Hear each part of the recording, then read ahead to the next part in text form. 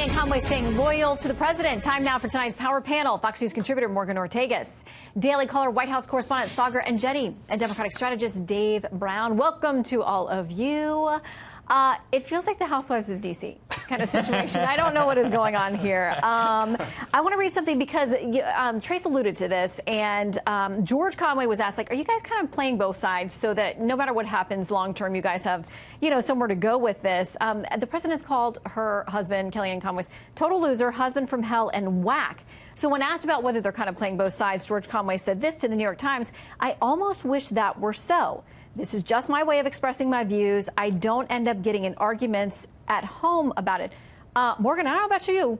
I would certainly be getting into some arguments about this at home if the president was ripping my husband on Twitter, and vice versa. It's a little awkward, to say the least, but everyone has their own marriage and the way they do things, and it's different than the way I do mine, but I'm not going to get in the middle of it. I think it is unprecedented, of course, what we're seeing, but that happens often in this administration. And I think this is just sort of a slow news week, and so this is yet another distraction for the media because there's not any policy things to latch onto. So this is what we're focusing on. I actually think Kellyanne really truly has done amazing work on the opioid epidemic, and there's someone close to me who's been dealing with that this week. And so as fun as it is for the media to get on Twitter, I don't think that the average American is focused on this at all. In fact, I think our viewers around the country are focused on what this administration is getting done, and I just hope Kellyanne can keep a clear head and continue her work on the opioid epidemic because it's vitally important and it's serious, and the rest of the stuff is not serious. Yeah. In the meantime, though, Dave, do you think that there's some part of this couple that they have some kind of understanding privately about this public spat? Because I think it'd be really hard to go home and be in the middle of this thing if you didn't both kind of understand maybe some of this is for show, maybe not. The guys don't want to touch this. I feel so awkward talking about this subject. Yeah. I don't want to talk about someone else's marriage. I don't know. What I do know is I think that the exchange that I read on Twitter from the president directed to George Conway just is further evidence of how this president debases the office in the way he talks on Twitter. I think we saw that with how he talked about Senator McCain, how to see Senator McCain. So I don't know if they have an arrangement. I don't know what's going on in their home. I hope that I wish them well. I wish that the president would stop attacking people on Twitter. And I think that Mr. Conway is bringing up some points that he clearly believes are incredibly important, and he's trying to communicate those to the American people. Yeah, I mean, he brought up something this week that really upset the president. It seemed like, or at least got his attention, Sagar, with this, posting some diagnostic manual descriptions of personality disorders and kind of hinting that this is what the president is. And Kellyanne Conway said about this, but you think he shouldn't respond when somebody, referring to her husband, a non-medical professional, accuses him of having a mental disorder. You think he should just take that sitting down?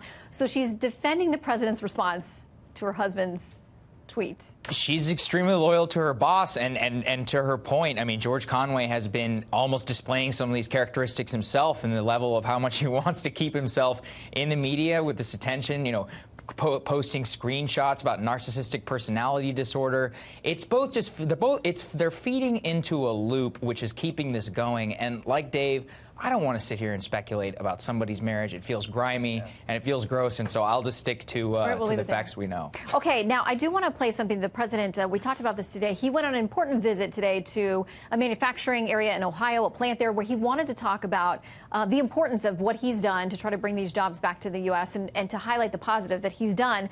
But he spent several minutes in this speech going after the late Senator John McCain, and it got a lot of attention. We want to play just some snippets from that. So I have to be honest, I've never liked him much. He turned it over to the FBI hoping to put me in jeopardy, and that's not the nicest thing to do. He said 2 hours before he was voting to repeal and replace, and he went thumbs down. McCain didn't get the job done for our great vets and the VA. We're in a war in the Middle East that McCain pushed so hard. I wasn't a fan of John McCain. Sagar, why do you think that he is still so engaged in this feud, even after the senator's death? Well, what a lot of people don't understand is that the genesis of this is being upset about the role that Senator McCain and his key aides played in the dissemination of the Steele dossier. I would actually, one of the things that some of the advisors to the president are saying are, sir, stop talking about his funeral and attacking him personally so we can talk about the legitimate policy disagreement here, which was the dissemination of the Steele dossier, having key aides, brief reporters, handing those things over to the FBI, and playing a very big role in making sure that that made its way to the FBI. That's the actual disagreement with Senator McCain that the president has right now. Yeah, and Meghan McCain, who has had to relive a lot of this about her father and his passing, which she's still grieving, she said today that she thinks her dad actually would think it's hilarious that the president is still, making headlines with his name. But quickly, Dave, and then Morgan, I want you to weigh in on this. Yeah, I mean, I was trying to think about what President Reagan would say in a situation like this, and I was trying to conceive of any situation where President Reagan would ever talk about a member of the Senate, a public servant, in the way that this president has talked about John McCain, Democrat or Republican. I just don't think it's conceivable. And so, I mean, look, let's all add me to the litany of Isaacson calling it deplorable, Romney calling McCain exemplary. It's a tragedy. We get a quick comment from Morgan because, yeah, there are a lot of senators out there who are siding with the memory of Senator McCain.